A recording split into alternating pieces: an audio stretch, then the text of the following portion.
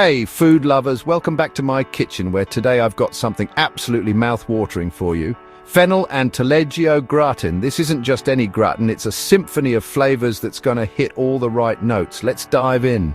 Now, fennel might not be the first thing you think of when it comes to a gratin, but trust me, it's pure magic. Fennel has this sweet, slightly anise-like flavor that becomes lovely and mellow when roasted. So grab those fresh fennel bulbs, slice them thinly, and let's get started. We're also going to need some good old potatoes. Thinly sliced, think paper thin. They're going to add that lovely, comforting texture we all love in a gratin.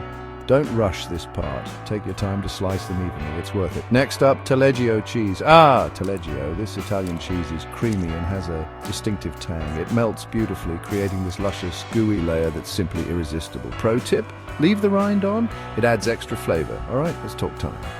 Fresh thyme is the way to go. It adds this wonderful, earthy aroma that complements the fennel and cheese perfectly. Just strip the leaves off the stalks and sprinkle them liberally. Thyme is going to be our secret weapon today.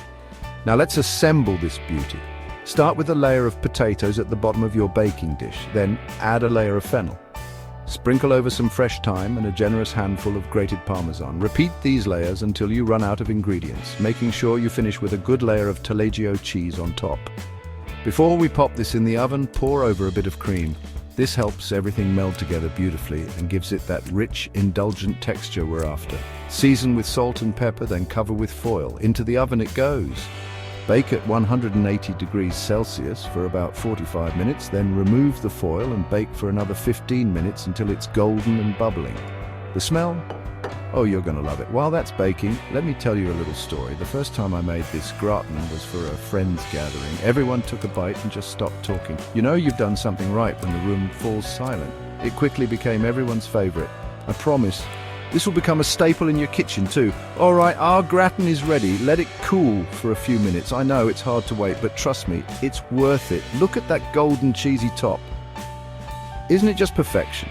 Serve it up with a simple green salad, and you've got a winner.